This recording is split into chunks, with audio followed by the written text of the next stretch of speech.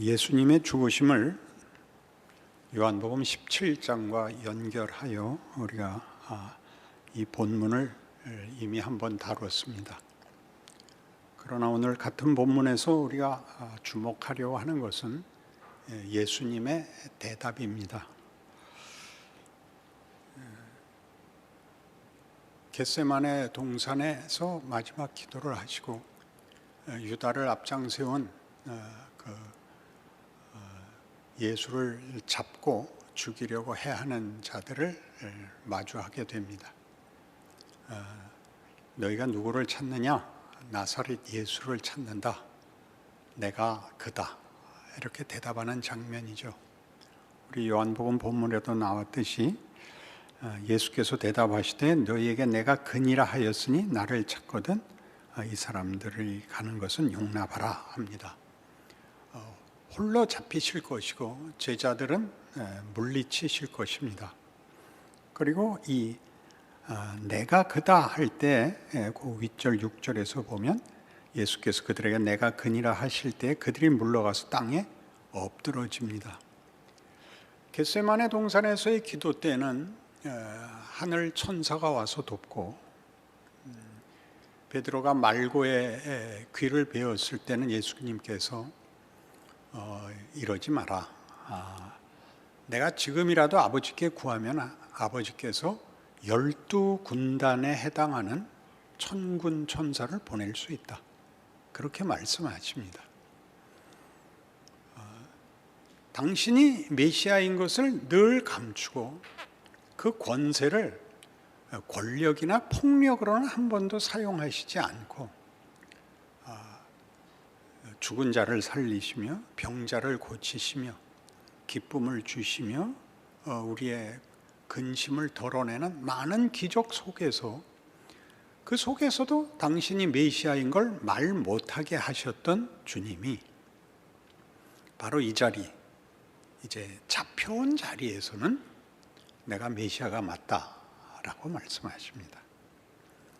요한복음은 약간 다른 관점에서 쓰고 있기 때문에 이 예수님의 재판 모습, 로안 윌리엄스가 쓴 기억해둬야 하는 책입니다.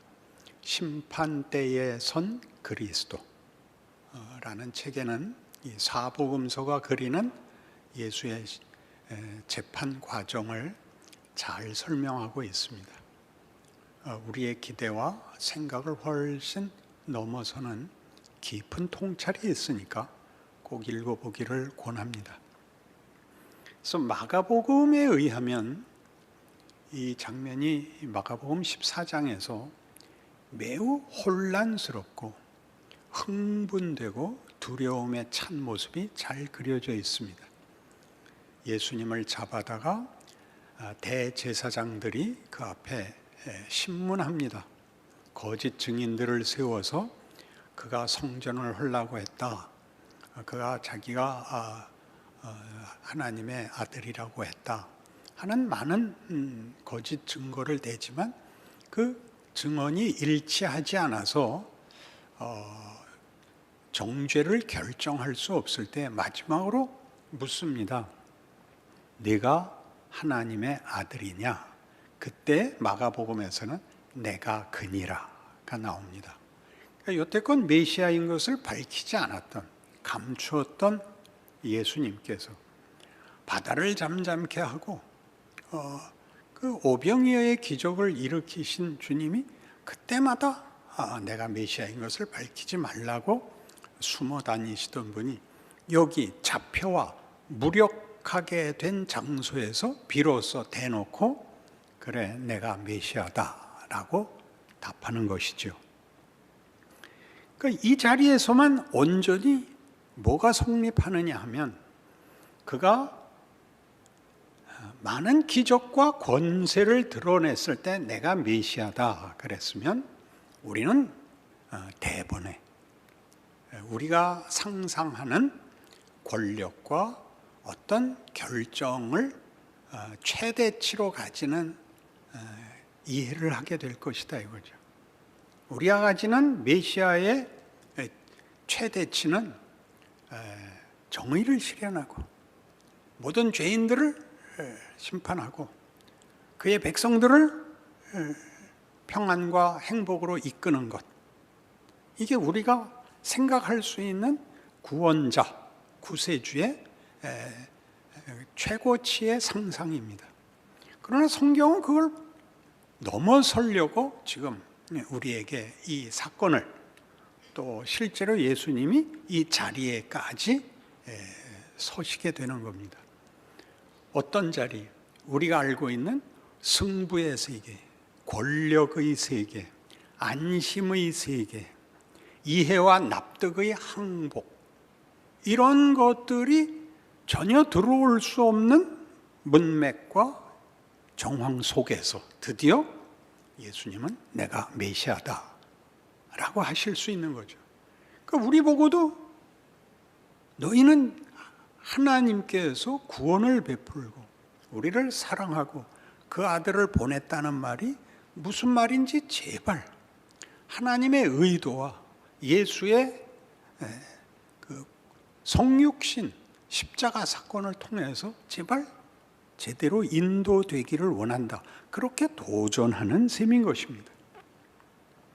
그러니 이런 일은 성경에 사실 많은 역사적 증언들이 있는데도 우리는 끊임없이 우리가 이해하고 싶고 우리가 상상하고 싶은 것으로 하나님의 일과 구원과 예수의 희생을 우리 상상에 끼워 맞춤으로써 사실은 욥이 그랬던 것처럼 난 잘못한 것이 없습니다 의 세계를 벗어나지 못하고, 하나님이 잘못하지 않았으면 보상해주고 잘못한 것들을 벌줘야지 왜 잘못한 것이 없는 나를 볶습니까?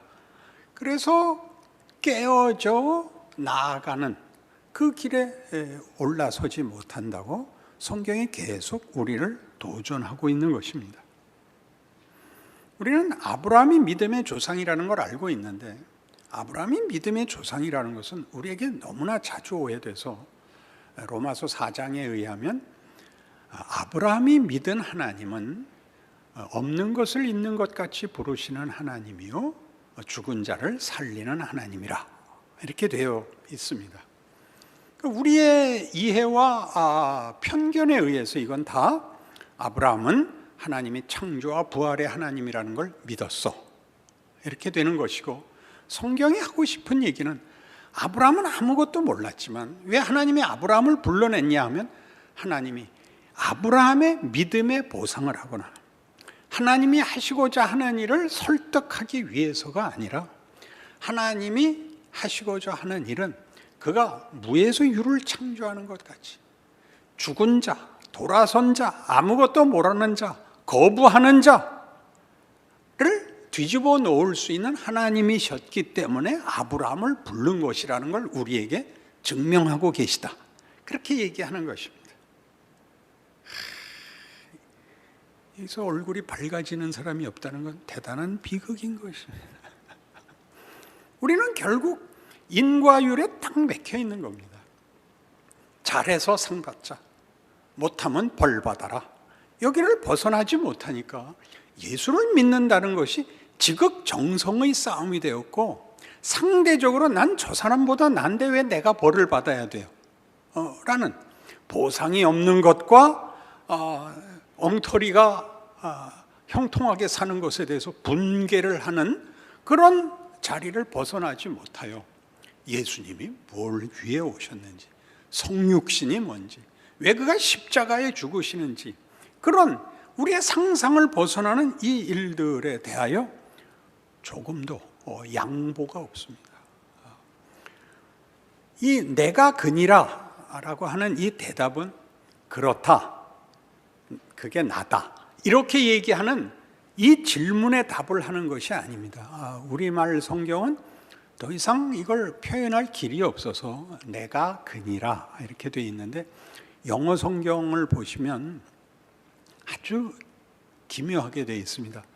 네가 나사렛 예수냐, 네가 전능하신 하나님의 아들이냐, 그럴 때 답이 예스가 없습니다. 질문에 답을 하는 게 없고 대답이 I am 입니다. 나다. 굉장히 혼란스러운 답입니다. 모세가 하나님께 물었던 것을 기억나게 하지 않습니까? 하나님, 당신은 누구십니까? 이게 뭡니까? 이렇게 물어봤더니 하나님이 답하시기를 I am that I am으로 번역된 나는 스스로 있는 자니라. 넌 나한테 물을 거 없다. 물어봐야 소용없다. 나는 하나님으로서 내 기쁨과 내 복을 너희에게 주기를 원하여 지금 여기 있다. 이런 식의 답을 모세에게 했고 지금 예수님도 하고 있는 것입니다. 그래서 모세는 따지고 보면 그가 하나님을 위하여 자기 백성을 위하여 걸기했던 것은 고스란히 실패하여 남은 것이 없고 40년 미디안 광야에서 완전히 잊히고 썩고 그리고 체념해 버렸습니다. 그에게서 뭐가 나올 수 없는 때에 하나님이 그를 불러 너 준비됐으니 이런 말, 조건과 이유 없이 나는 내 백성의 신음소리를 듣고 이제 내 백성을 구원하기로 했다. 그러니까 네가 가라. 내가 너와 함께 하겠다.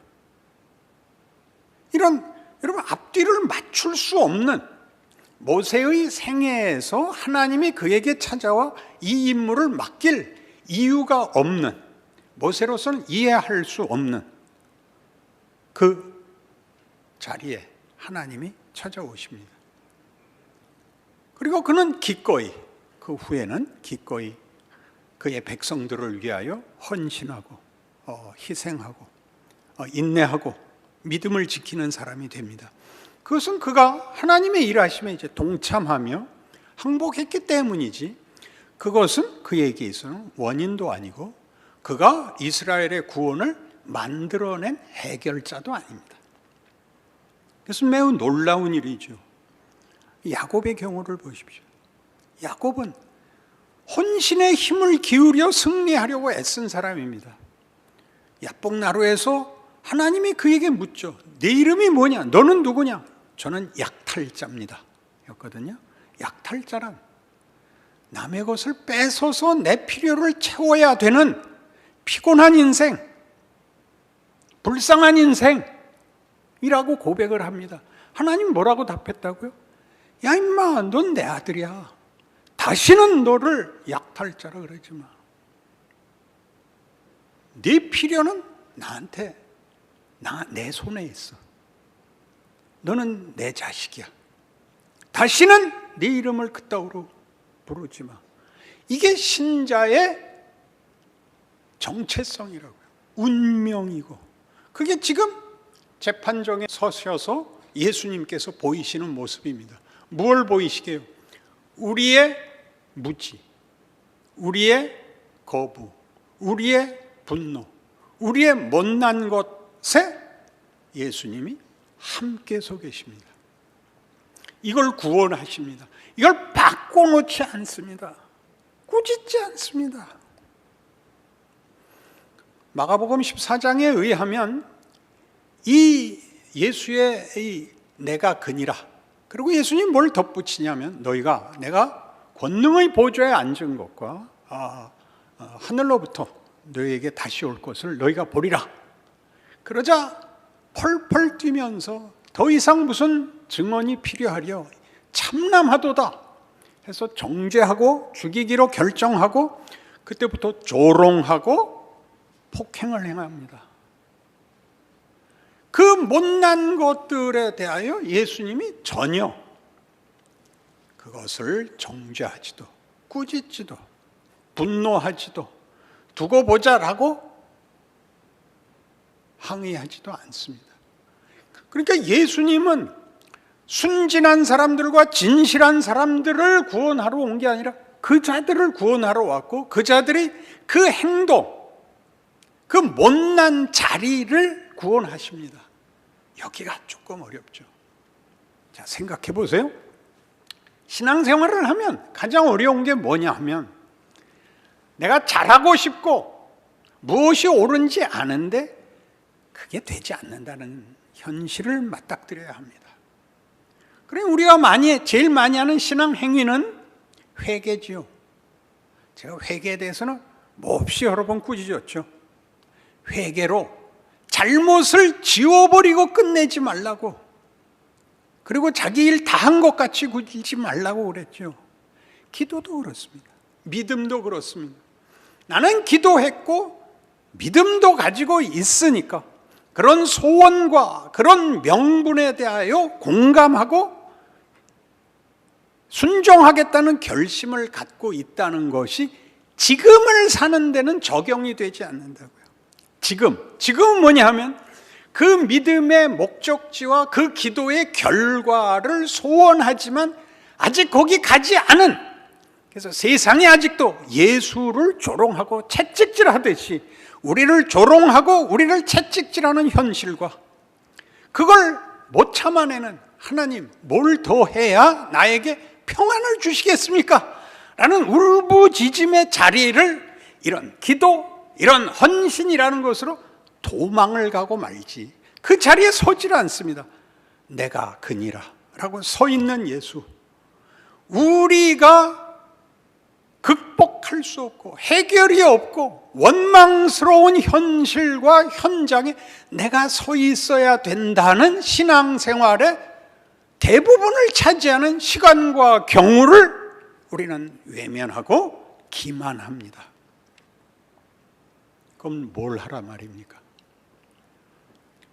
예수께서 오셔서 결국 예수님 죽으실 때 다 도망가 버린 제자들과 함께 3년 반의 공생애를 보낸 것 같이 우리가 하나님이 모두를 구원하고 싶어하는 이 인류와 이웃들 앞에 예수님이 우리 안에 들어와 사신 것처럼 우리 보고 그 속에 들어가 살랍니다. 그들의 못난 것과 몰이해화, 무지 속에 우리 보고 들어가서 교화하라 그러지 않습니다. 굴복시키라 그러지 않습니다. 너희만 빛이다. 너희만 생명이다. 그들이 너에게서 냄새를 맡고 향기를 맡고 소망을 보게 해라. 유난 떨어서 하는 게 아니다. 너희가 있으면 너희와 내가 하나이고 내가 아버지와 하나인 것 같이, 너희가 이웃들 앞에 설 때 내가 아버지의 영광을 담고 너희 옆에 서 있는 것 같이 내가 너희 안에 있어 저들 앞에 생명과 진리와 운명에 대하여 너희 안에서 증거하겠다. 그러니 문제를 해결하고 너 편한 것 하자고 설치지 말고 살아내라. 다른 말로 그렇게 하죠. 예수님의 제자들 중에 마지막 만찬에서 묻습니다. 선생님, 마지막 날에 하나는 주의 우편에 하나는 주의 좌편에 앉혀주십시오. 너희가 잘 모르는구나. 세상에서는 잘난 자가 섬김을 받는다. 그러나 내 나라에서는 잘난 자가 섬기는 나라다. 나는 섬기러 왔다. 나는 죽으러 왔다. 예수님은 자신이 메시아인 것을 어떤 폭력으로도 증명하려 하지 않습니다. 그냥 와 계신 겁니다. 그러니 제자도라고 우리가 알고 있는 마태복음 16장 24절을 다시 상기해 보십시오. 아무든지 나를 따르려거든 자기를 부인하고 자기 십자가를 지고 나를 쫓을 것이니라. 그게 의미가 깊어지십니까?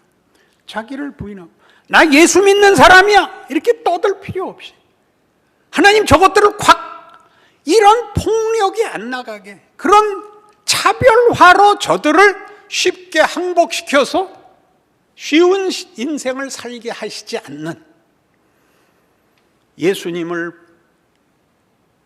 홍포를 입히고 가시관을 씌우고 갈대로 때리고 네가 선지자거든 누가 너를 때렸는지 맞춰봐라, 이런 조롱과 폭행 속에 침묵하십니다.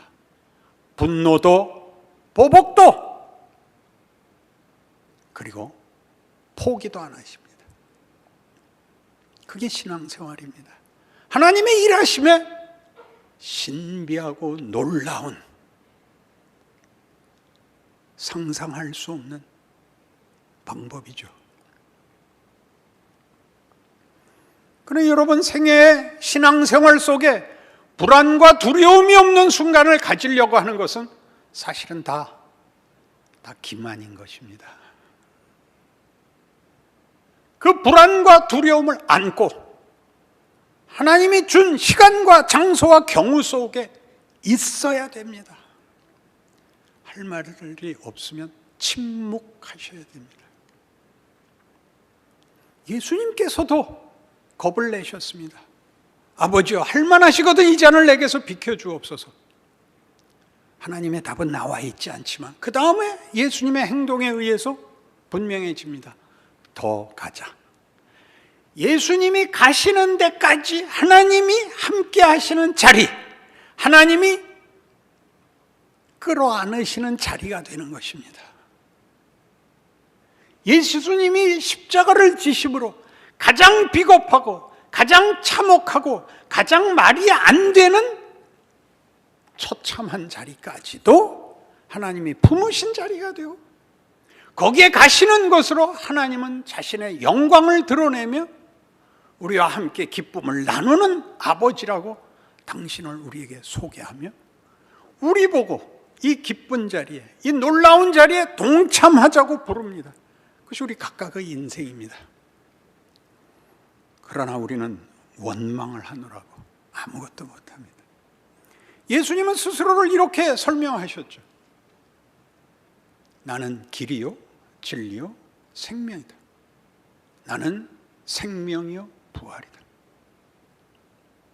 이런 무력한 모습으로,